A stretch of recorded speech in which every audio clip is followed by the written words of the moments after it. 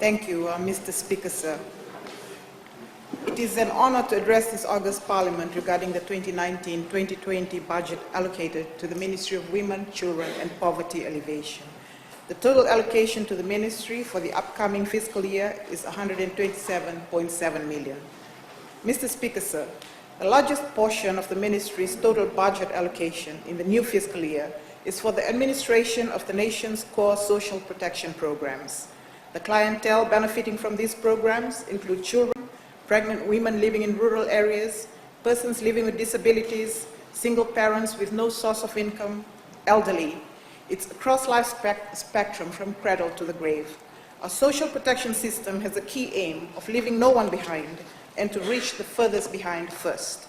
Mr. Speaker, sir, the Poverty Benefit Scheme that currently assists over 26,000 households has been allocated 36 million for the new fiscal year, whereas the Care and Protection Allowance Program that currently assists over 7,000 single-parented households who have no sustainable source of income to look after their children has been allocated $8 million.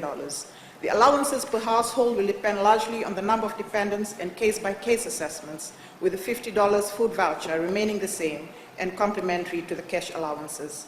Mr. Speaker, sir, the allowance of $100 under the Social Pension Scheme will be maintained in the next financial year, with the eligibility age remaining at 65. The increase in the Social Pension Scheme budget allocation, which now brings it to $46 million in the new financial year, is based on an estimation of the number of persons who may be eligible in the next year.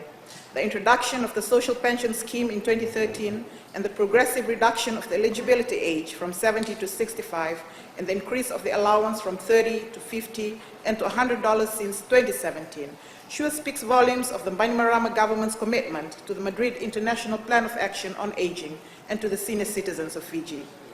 Mr. Speaker, sir, a total of over 81,000 senior citizens and people living with disabilities also continue to benefit from government's bus fare subsidy, and we acknowledge the receipt of $10 million towards this program. The expanded food voucher for rural pregnant mothers will be maintained at $50 in this budget year, with an allocation of $900,000. This allowance will continue to encourage our rural pregnant mothers to go for monthly clinics to avoid complications during childbirth, and at the same time assist in providing proper nutritional food for them and their unborn babies. We also continue to administer the disability allowance with an allocated budget of $5 million. This program currently supports over 5,000 beneficiaries at the amount of $90 per month. This again indicates government's commitment in ensuring that the rights of every individual, including persons with disabilities, as enshrined in the Constitution, is addressed. This budget also continues an $850,000 grant to Hilton Special School, the only special school which provides early intervention services for children living with disabilities. Mr. Speaker, sir, all in all for this new budget, a total of 19.5 million has been allocated across of government, including through the Ministry of Education, for programs targeted at the welfare of persons living with disabilities. Mr. Speaker, sir, it's quite disappointing then that over the past 2 days, and including today, I've heard things like half of our population living in poverty, things like this government takes from the poor and gives to the rich, that this government is numb to the needs of Fijian people, that we are deaf, we're blind and mute to the needs of the Fijian people. I ask, Honorable Speaker, which Fijian people are we talking about?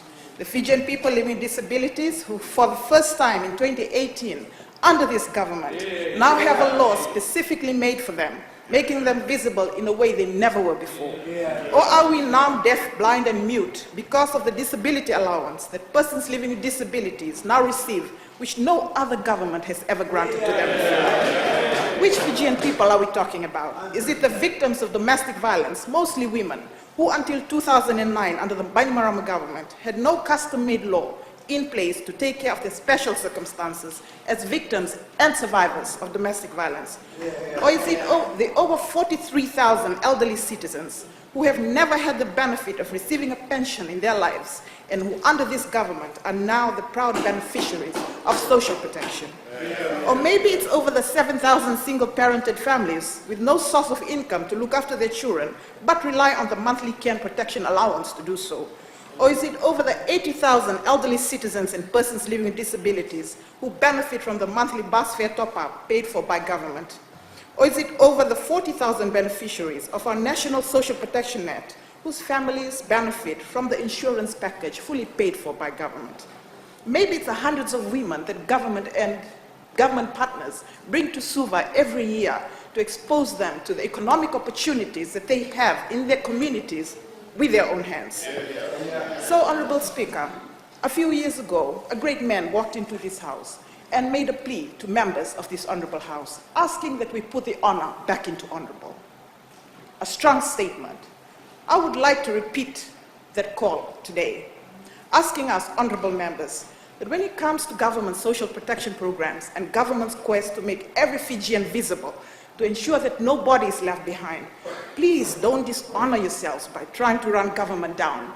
Because when you look back into the history books of this country, post-independence, pre-independence, there's no other government that has done so much for people who have been left behind in this country. No other government has done that.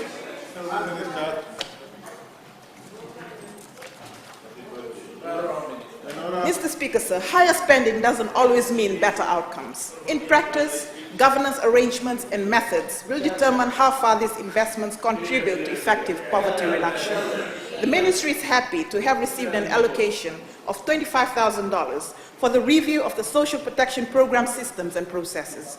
We're aiming to address any possible gaps in the administration of all these social protection programs to ensure accurate and timely payments, avoidance of overpayments and double dipping, improvement of standard operating procedures, and facilitation of timely reviews for graduation and termination of allowances as necessary. Last week, the Ministry hosted its first National Poverty Forum, bringing together stakeholders from within government and also from the non-government sector in an attempt to form a national platform for poverty alleviation going forward. It is envisaged that such a platform will assist us as a nation to analyze institutionally owned information and data better, with the aim of identifying those who have been left behind and targeting responses that aim to bring them into the fold. Mr. Speaker, sir, we acknowledge the continued funding for the Child Protection Program in this new budget, and are also very grateful for new funding of $25,000 to enable consultations with stakeholders to address the need for childcare services in Fiji. This was a pledge made by the Fiji First Party in its manifesto in realization of the role of parents, and in particular women, in the unpaid care economy, and how that role poses a real challenge for women in the world of work, oftentimes coming in late to work or even resigning from their jobs to look after their children. A few weeks ago, the International Finance Corporation, a branch of the World Bank, launched a report entitled The Business Case for Employer-Supported Childcare in Fiji. The report is the outcome of a study carried out by the same body, which sought to assess the childcare needs of workers in Fiji and see how that need affected productivity and workers' ability to stay employed. This complements the Fiji First Party's manifesto, which pledges to ensure that policies encourage decision-making in relationships, especially as they relate to childcare, amongst other things. Mr. Speaker, sir, the Ministry's role through the Department of Social Welfare is not limited to government social welfare schemes and child protection programs. It also entails the rehabilitation of juveniles in conflict with the law. The budget allocation for the running of the institution will enable the Ministry to focus in providing rehabilitation programs that will empower these juveniles and prepare them to be productive members in society.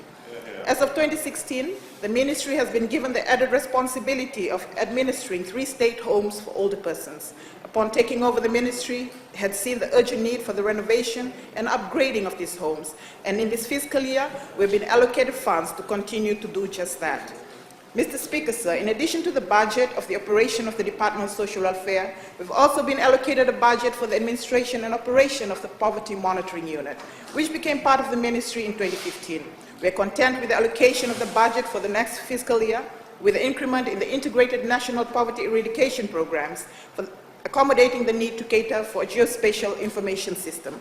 The unit, with this allocation, aims to effectively and efficiently monitor and evaluate government's poverty alleviation programs. A key focus will be the collation of disaggregated data for informed decision-making, policy review, and planning. And on that note, Honorable Speaker, again, Sweeping statements made in this honorable house. Half of Fiji's population living under the poverty line. That's very careless coming from honorable members of this house. When we've got national statistics that prove that poverty, the national poverty rate, has declined from 31% in 2008 to 2009 to 28.1% in 2013 to 2014. Let's use data that's out there, that's nationally recognized, instead of making general sweeping statements in this house. Mr. Speaker, sir, a budget is the most comprehensive statement of a government's social and economic plans and priorities. In tracking where the money comes from and where it goes, budgets determine how public funds are raised, how they're used, and who benefits from them. Therefore, implementing commitments towards gender equality requires targeted interventions and measures across the whole of government. A gender-responsive budget is not necessarily about increasing spending. It is about working as a whole of government to make resources go further and to better deliver for women and girls. This means that how we spend our money and what we choose to invest in is even more important than ever. This is about boosting efforts to strengthen gender mainstreaming and accountability for gender equality and reporting on gender equality investments. The 2019-2020 budget reaffirms this government's commitment to gender equality with the allocation of $4.7 million for the Department of Women, while prioritizing the implementation of the national gender policy with a whole government approach, fostering partnership coordination in order to better deliver for women and girls in Fiji. Mr. Speaker, sir, the Women's Plan of Action is at present under review, where it will update on progress and challenges for the last 10 years and inform the development of the National Gender Policy 5-year strategic plan for 2020-2025, aligned with CEDAW, the Convention on Elimination of All Forms of Discrimination Against Women, Beijing Platform for Action, and the 2030 Agenda.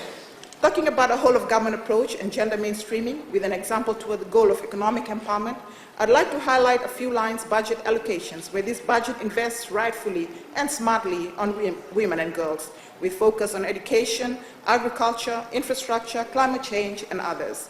Education is the passport to better jobs, higher incomes, and improved life chances for girls. Fiji has progressed a lot to achieve some critical goals when it comes to enrollments, graduation. The free education program, year 1 to year 13, with the allocation of $63 million. In 2019, female students comprised 48% of primary school and 52% of secondary school enrollments. The National Topper Scholarship Scheme, with the allocation of $41 million. In 2017, female students comprised 54%. Tertiary Scholarship and Loan Scheme with allocation of $181.8 million. In 2017, female students comprised 47%. Mr. Speaker, sir, market vendors are predominantly women, and marketplaces offer important venues to effect women's social and economic change. This budget does invest in women market vendors, with an allocation of $30 million through the Ministry of Local Government. Infrastructure would be improved with the gender lens. In Lautoka, with 392 females and 86 male vendors. Namaka Market, 140 females and 50 male vendors. And Lami Market. Mr. Speaker, sir, climate change, natural disaster affect women and men's well-being differently in terms of agricultural production, food security, health, water and energy resources, and security. The ministry would work very closely with all relevant stakeholders to ensure women and girls' empowerment through gender-responsive climate policies, climate-smart agriculture, green women's entrepreneurship, access to sustainable energy, access to green jobs, and here I'd like to highlight again the allocation for Barefoot College, for the building of Barefoot College. We heard yesterday that all we have is a billboard standing in an empty field. Honorable Speaker, we are not building a shed here. We're building a training institute. We're building a training institute in conjunction with our partners in India. It requires a lot of planning. We have, sorry, it's a small picture, but this is what's the work that's happening behind the billboard. It's a lot of work. It's not something that's going to spring up overnight. So we're grateful for the allocation in our current year to ensure that we move forward with the building of this training institute for the empowerment of women living in rural communities, to make them realize their potential, become solar engineers, and complement government's efforts in green energy.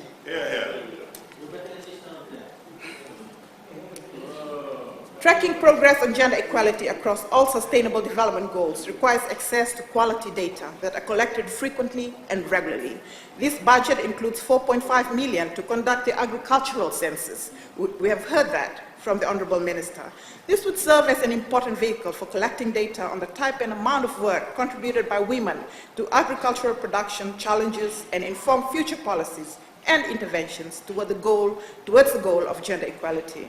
Moreover, an allocation of $10,000 for a gender database will ensure that serious work begins towards a collation of relevant data to map our national progress towards attainment of SDG 5 on gender equality and the empowerment of women and girls. Creative industries are increasingly acknowledged worldwide for having enormous potential as engines driving economic and social development. Not only do they account for higher than average growth rate and job creation, but they are also channels of cultural identity, which play a key role in promoting cultural diversity. The cultural and creative industries, such as handicrafts, are also often traditionally home-based and characterized by strong presence of female artists and producers. In Fiji, the handicraft sector employs mostly women. Only last week, the ministry organized the 5th Fiji Women's National Expo, successfully with a total sale of over $460,000, attendance of 500 women artisans from all over Fiji to recognize and celebrate the talents of Fijian women artists. The expo intends to improve the economic position of women by providing a national platform to showcase their products, connect to the market, collaborate, and co-create. The initiative offers women, in addition, the opportunity to refine their design and business management skills through product quality control, packaging and labeling, certification, licensing, and financial literacy assistance. The budget recognizes with an allocation of $500,000 that empowering Fijian women artisans across handicraft value chains present a unique opportunity to create business value and strengthen women's economic empowerment. Mr. Speaker, sir, in Fiji, we are challenged by the high rate of violence against women and girls. Research indicates that the cost of violence against women could amount to around 2% of the global gross domestic product. This is equivalent to $1.5 trillion. To eliminate violence against women and girls, this budget has continued to allocate $200,000 for the management of the domestic violence toll-free helpline 1560. This helpline is managed by the Fiji Women's Crisis Center through a partnership with the ministry. Also, an allocation of $80,000 to the Fiji Women's Federation will see robust work towards strengthening its role in safeguarding women's human rights and interests. This budget also includes an allocation of $30,000 for Domestic Violence Support Fund and $150,000 for NGO grants. Non-government women organizations, Mr. Speaker, sir, complement the work that government does and continues to do in advancing gender equality and the empowerment of women. Government will provide financial assistance of $300,000 to 3 reputable organizations which have demonstrated great commitment towards the capacity building of women through practical and strategic training within their centers. We also acknowledge the allocation of $150,000 towards support of the Homes of Hope, specifically for programs to support young single mothers who are victims of sexual exploitation and their children. Mr. Speaker, sir, Fijian women have been speaking for decades.